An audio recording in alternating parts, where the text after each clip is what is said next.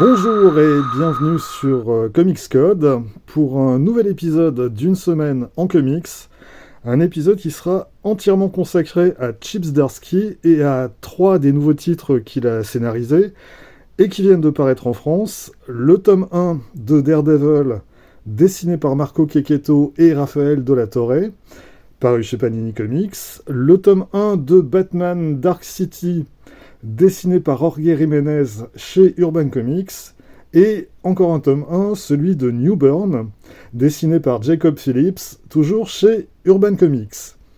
Alors, est sorti également chez Urban l'album Batman the Night, dessiné par Carmine Di Giandomenico, qui est consacré aux années de formation de Bruce Wayne, avant qu'il devienne Batman. Un album que j'ai lu, mais que j'ai pas acheté. C'est pas mal, mais il n'y a rien d'extraordinaire non plus, donc celui-là, j'ai fait l'impasse. On va commencer par Daredevil, le point rouge, qui réunit les 5 premiers épisodes de la nouvelle série. Alors, pour rappel, Zdarsky était déjà aux commandes de la série précédente, qui a duré 36 numéros, et soit ça fait 7 tomes chez Panini, et on avait déjà à l'époque Checchetto qui était au dessin sur une bonne moitié des épisodes, et le run s'est conclu avec l'event Devil's Reign. Là encore, Checchetto dessinait la mini-série principale, et Raphaël De La Torre, lui, dessinait la mini Daredevil Woman Without Fear, avec Elektra dans le rôle-titre. Alors, cette série précédente, je l'avais trouvée globalement réussie, avec des hauts et des bas, mais dans l'ensemble, il y avait plus de hauts que de bas. Je suis pas sûr que je la classerai dans mon top 5 de mes travaux préférés sur le personnage de Daredevil. Ce qui est sûr, c'est que, après le run quand même assez calamiteux de Charles Soule, l'arrivée de Zdarsky a quand même fait un bien fou au personnage. Devil's Reign, par contre... on va dire que la conclusion de la première partie du travail de Zdarsky sur Daredevil aurait pu être gérée mieux que ça. Au lieu de se focaliser sur l'affrontement entre le Kingpin et Daredevil, je trouve que le récit s'est perdu dans tout un tas d'intrigues secondaires totalement anecdotiques, et l'intérêt s'est dilué à travers tout un tas de mini-séries et de one-shots qui apportent pour la plupart rien à l'intrigue principale. Donc en gros, c'était pas terrible. Est-ce qu'il y a besoin d'avoir lu tout ce que Zdarsky a fait précédemment sur le personnage pour pouvoir lire ce nouveau tome? Alors, c'est toujours difficile à dire quand, justement, on a tout lu, mais franchement, ça me paraît pas indispensable. On a une page de récap au début pour resituer le contexte et comment on en est arrivé là. Je pense que ça devrait pouvoir suffire. Après, alors par rapport à la situation dans laquelle se trouvent certains personnages secondaires, vous risquez de vous demander qui c'est ou pourquoi il occupe telle ou telle position. Mais par rapport à l'intrigue principale, ça devrait aller. Et donc, on en vient à ce redémarrage qui envoie Daredevil et Elektra dans une nouvelle direction. En gros, et pour en dire le moins possible, ils ont décidé de quitter New York et de s'attaquer à la main. Alors déjà, faire sortir Daredevil de New York, c'est un pari risqué parce que Daredevil, c'est quand même le super-héros Marvel urbain par excellence. Alors, c'est pas la première fois qu'il quitte New York, il est déjà allé s'installer à San Francisco dans les années 70 avec la Veuve Noire. Il y est retourné il y a 10 ans quand Mark Waid écrivait la série. Mais bon, que ce soit New York ou San Francisco, on restait quand même dans un cadre urbain. Et la seule, je crois, qu'il a vraiment sorti de ce cadre, c'est Ann Nocenti, à l'époque où c'est John Romita Jr. qui dessinait la série, à la fin des années 80, et ça a donné des épisodes qui étaient vraiment mémorables. Et donc, ici aussi, Daredevil va quitter New York pour se préparer, avec Elektra, à affronter la main.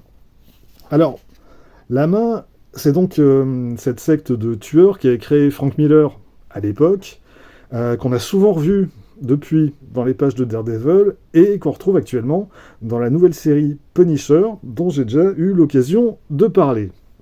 Mais avant ça, on a les 2 premiers épisodes qui se passent encore à New York et qui mettent en scène un personnage introduit par Chip Zdarsky dans ses épisodes précédents, et que là, on découvre dans un rôle vraiment très différent. Et un rôle qui me laisse sceptique. À la fois sur la nature de ses pouvoirs, qu'on découvre pour la première fois, et sur l'impact qu'il peut avoir sur Daredevil. Là, pour l'instant, j'arrive pas à décider si c'est une idée intéressante à développer davantage par la suite, ou si c'est une idée à la con que Zdarsky ferait bien de glisser sous le tapis le plus vite possible. Sauf que visiblement, c'est pas du tout son intention. Et là, avec ces 2 premiers épisodes, je me dis juste... ouais, je sais pas si c'est vraiment la bonne chose à faire. Là, j'ai quand même un gros doute. Après, il y a quand même une paire d'idées qui sont... des idées assez intéressantes qui sont glissées dans le truc. Je peux rien dire sans spoiler, mais on sent que Zdarsky a fait ses devoirs et qu'il reste toujours très respectueux du travail de ses prédécesseurs. C'est la même chose d'ailleurs avec Batman, on en reparlera tout à l'heure.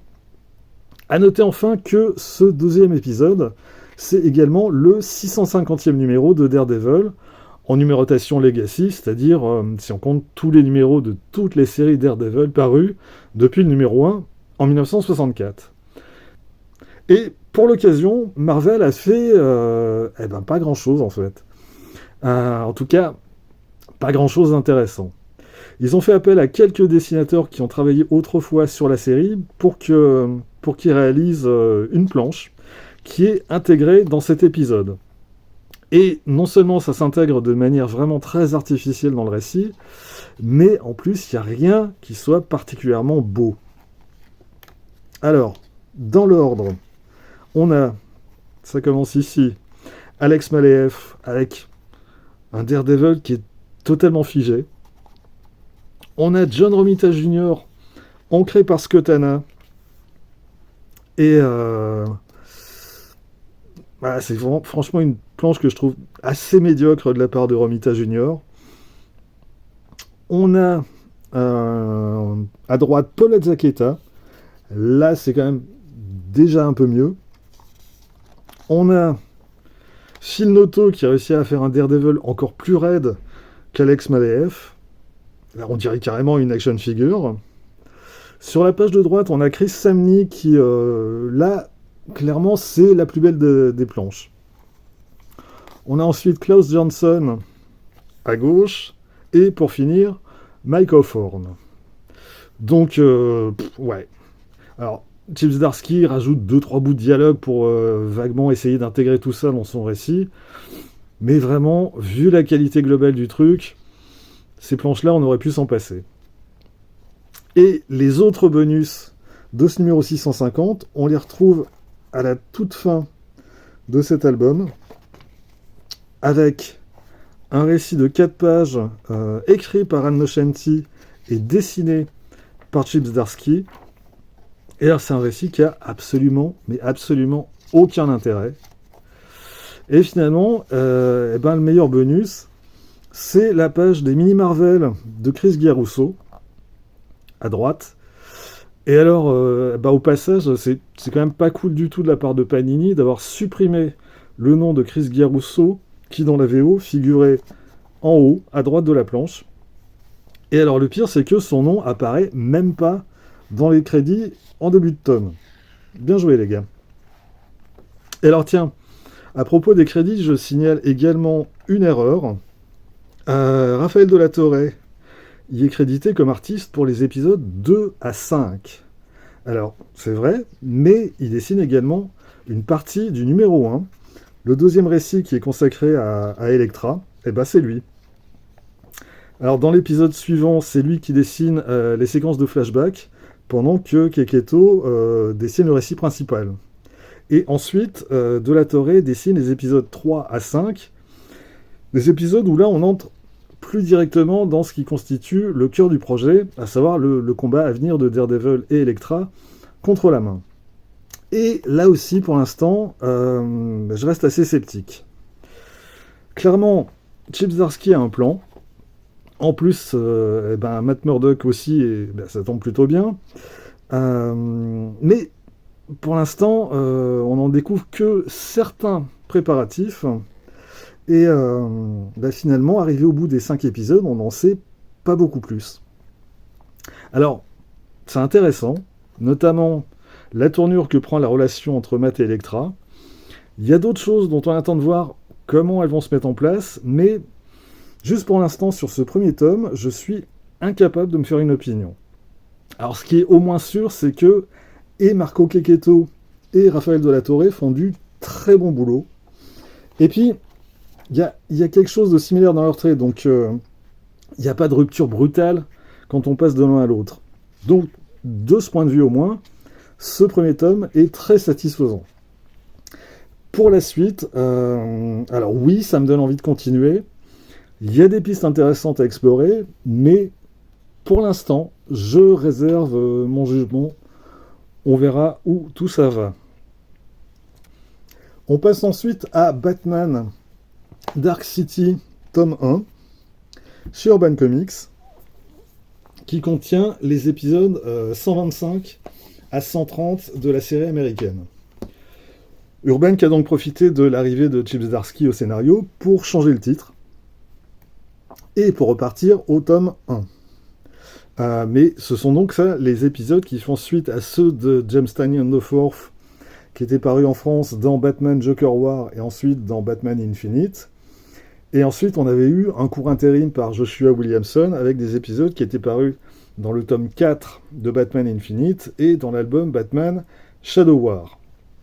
Et au dessin, on retrouve, et là on est ravis, Jorge Jiménez qui continue de faire un boulot vraiment, vraiment impressionnant. Côté scénario, ça commence assez gentiment, mais plutôt bien, avec un épisode qui met en scène le pingouin, dans un récit qui tient quasiment en un seul épisode, et avec, au cours de ce récit, quelques twists plutôt bien trouvés, je trouve, et qui font que, pour une prise en main, c'est vraiment réussi. Et alors, la conclusion de cet épisode va avoir des conséquences qui vont se prolonger dans deux directions. D'un côté, on a ce qui concerne directement le pingouin, qui va donner lieu à une intrigue qui va se poursuivre dans les backup stories de cet épisode et des deux suivants, avec Catwoman dans le rôle principal, le tout dessiné par Belen Ortega. Voilà. Belen Ortega qui est une dessinatrice espagnole, et je trouve son travail assez réussi. C'est moins spectaculaire que ce que fait Jorge Jiménez, mais je trouve que ça reste d'un très bon niveau. Et le scénario sur ces 3 mini-épisodes est lui aussi assez réussi. Il est sans doute un peu trop ramassé, il y a un ou deux éléments de l'intrigue qui auraient peut-être mérité de prendre un peu plus de temps pour être bien développés, mais ça reste une bonne lecture. Ça, c'est pour l'intrigue secondaire.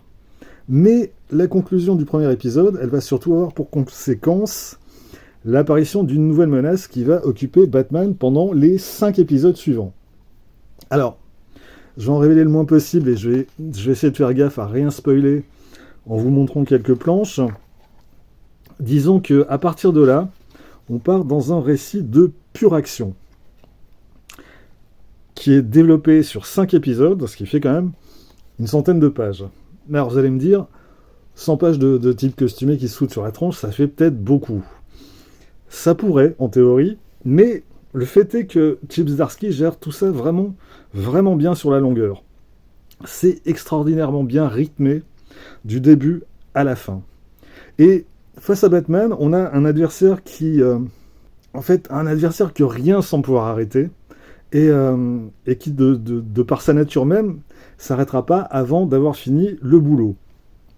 Et ça se traduit par un récit qui est sans arrêt en mouvement, avec à peine quelques temps morts, mais juste le temps de reprendre sa respiration.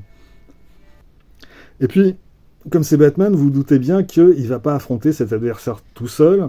Il a une famille autour de lui, il a aussi des amis ou des alliés. Et donc tout ce petit monde, ça permet de varier les situations et ça permet aussi à Jorge Jiménez de mettre en scène des séquences qui sont vraiment très spectaculaires. Et puis alors, pour les lecteurs habitués de Batman et du DC Universe en général, il y a dans cette histoire quelque chose qui devrait leur faire plaisir, c'est que Chip Zdarsky construit son récit en s'inspirant des travaux de certains des scénaristes qui l'ont précédé. Alors, je dis pas qu'il refait la même chose, simplement, il repart d'une idée déjà traitée et il lui donne un nouveau prolongement. Il la poursuit dans une nouvelle direction. Là encore, pour rien spoiler, on va juste dire que Zdarsky s'inspire principalement des travaux de deux autres scénaristes. D'une part, il y a ce qu'a fait Mark Waid dans la série JLA à la fin des années 90, et d'autre part, il y a une idée que Grant Morrison avait ressortie des oubliettes à l'époque où il écrivait Batman. Alors, pour les lecteurs qui ne connaîtraient pas cette époque, faut pas s'inquiéter, il n'y a pas besoin d'avoir fait Bac plus 4 option Batman pour tout comprendre. Mais sachez juste que ces idées sortent pas de nulle part et que Chip Zdarsky se les approprie d'une manière à la fois très intelligente et très respectueuse du travail de Mark Waid et de Grant Morrison. Une dernière précision sur ce tome, c'est qu'on retrouve bien les backup stories des numéros 128 à 130. Je préfère le préciser parce que j'avais un gros doute en voyant la fiche du bouquin sur le site d'Urban Comics qui parlait que des backups consacrés à Catwoman. Donc, les 3 backups suivantes sont également au sommaire, et c'est tant mieux parce que ils viennent développer davantage une des idées que Chip Zdarsky met en scène dans son intrigue principale. Là encore, ça va être compliqué de vous montrer ça sans spoiler, mais... Allez, ça passe à peu près.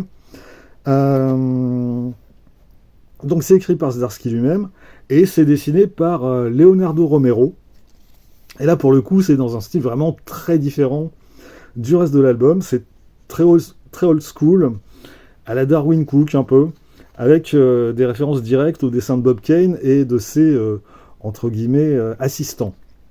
Alors, c'est pas une lecture qui est nécessaire pour tout comprendre au récit principal, mais ça va expliciter davantage certaines choses. Et comme c'est une histoire qui se déroule dans les premières années de la carrière de Batman, ça permet d'ancrer davantage l'idée que développe Chip Zdarsky dans la continuité du personnage. Bref, tout ça pour dire que j'ai vraiment beaucoup aimé ce premier tome de Batman Dark City. Autant Daredevil m'a laissé sceptique, autant là, je trouve que ça fonctionne tout de suite vraiment bien. Et donc, celui-ci, je le conseille vraiment sans aucune réserve. Et je conseille tout autant New Burn, qui est pourtant dans un registre totalement différent. New Burn, c'est une série que Chip Zdarsky a lancée chez Image Comics fin 2021, avec au dessin Jacob Phillips, qui n'est autre que le fils de Sean Phillips. Et alors, oui, clairement, au niveau du trait, on reconnaît sans problème, il y a une filiation évidente. Alors, c'est beaucoup moins maîtrisé que le travail de son père. Il y a des maladresses par-ci par-là, il y a des perspectives un peu bizarres de temps en temps. Il y a des personnages qui sont souvent un peu raides, mais ça reste pas mal dans l'ensemble. Le storytelling, très classique, mais très efficace, avec une planche qui est quasi systématiquement découpée en 3 bandes.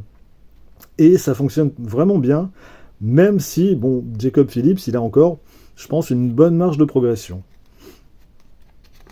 Et donc, dans ce premier tome, on a les 8 premiers épisodes de la série, qui correspondent pour l'instant à l'intégralité des épisodes parus aux États-Unis.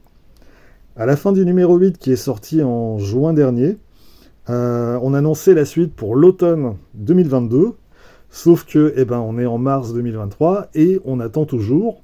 Et sauf erreur de ma part, rien de concret a été annoncé pour la suite, pour l'instant.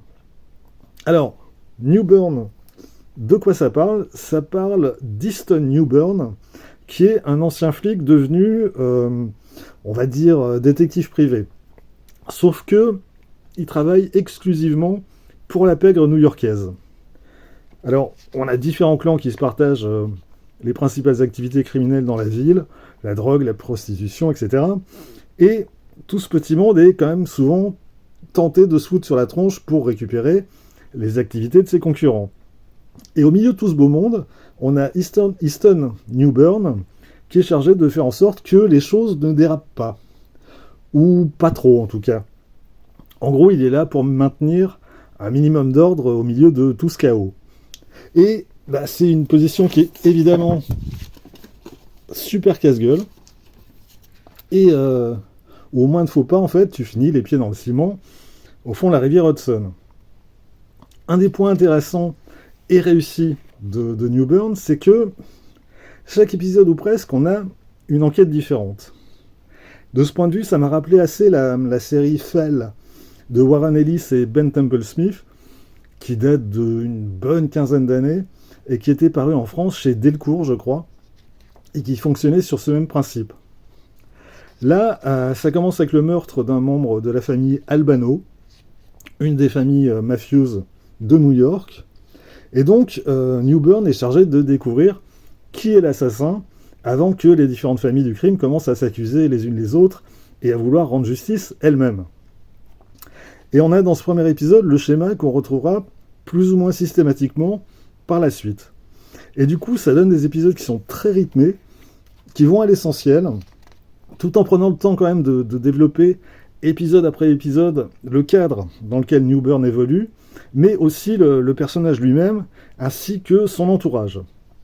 Alors, ça fonctionne pas toujours. Par exemple, dans le troisième épisode, ça marche pas. On a toute une série de meurtres qui touchent des membres de tous les clans de New York, et on demande à New Burn d'intervenir après le 27e meurtre. Eh ben non. Dans la logique de la série, c'est juste impossible que les familles attendent 27 meurtres avant de faire appel à lui. Ça n'a aucun sens. Et pareil, quand on découvre l'identité du meurtrier, vu le profil du tueur, ça peut pas être 27 meurtres à la chaîne en quelques jours. C'est quelque chose qui s'est étalé sur des mois, voire des années. Donc là, sur cet épisode, ça marche pas. Mais c'est vraiment le seul cas en ce qui me concerne. Un autre point intéressant, c'est évidemment le personnage de New Burn lui-même, qui est un personnage complexe et extrêmement ambigu. Qu'est-ce qui l'a amené à faire ce job et qu'est-ce qui le motive? Alors, il y a l'argent que ça lui rapporte, évidemment, mais clairement, c'est loin d'être sa seule motivation. Et c'est même pas, à mon avis, la plus importante. La question qu'on se pose, c'est que, est-ce qu'il est là pour obéir aux criminels ou pour les contenir? Est-ce que son job, c'est de protéger les criminels de la loi ou de protéger la population new-yorkaise des criminels? Il y a de sa part la volonté de faire régner une certaine forme d'ordre, mais la question qui revient très vite, c'est à quel prix? Parce qu'il est quand même assez systématiquement obligé d'intervenir en dehors des lois et des règles, et forcément, ça a des conséquences. Et il y a des victimes qu'on pourrait qualifier d'innocentes. Et ça donne donc un personnage qui est extrêmement ambigu, et ça donne des récits qui laissent assez systématiquement une impression de malaise. Et puis enfin, il y a le fait que les emmerdements s'accumulent d'épisode en épisode, et que New Burn et son entourage apparaissent dans une situation de plus en plus précaire. Et que, pour se maintenir en place, New Burn doit prendre des décisions de plus en plus discutables. En tout cas, ça donne une série qui est vraiment intéressante, vraiment réussie, et que je conseillerais en premier lieu aux amateurs d'Ed Brubaker et de Sean Phillips, et de leur polar. Et alors en plus, pour ne rien gâcher, Urban propose ce premier tome à 10€ au lieu de 17. J'ai pas gardé l'autocollant, du coup je sais pas trop jusqu'à quand l'offre est valable, mais mon conseil c'est de pas trop traîner et de vous procurer cet album dans les meilleurs délais. Voilà, c'est tout pour aujourd'hui, rendez-vous très vite pour la suite. J'ai manqué de temps ces 15 derniers jours pour publier au rythme habituel. Là ça devrait aller mieux et je devrais donc pouvoir être un peu plus prolifique. D'ici là, vous pouvez vous abonner à cette chaîne, laisser un commentaire, partager cette vidéo sur les réseaux sociaux et surtout, lire des comics. Soyez sages et à bientôt.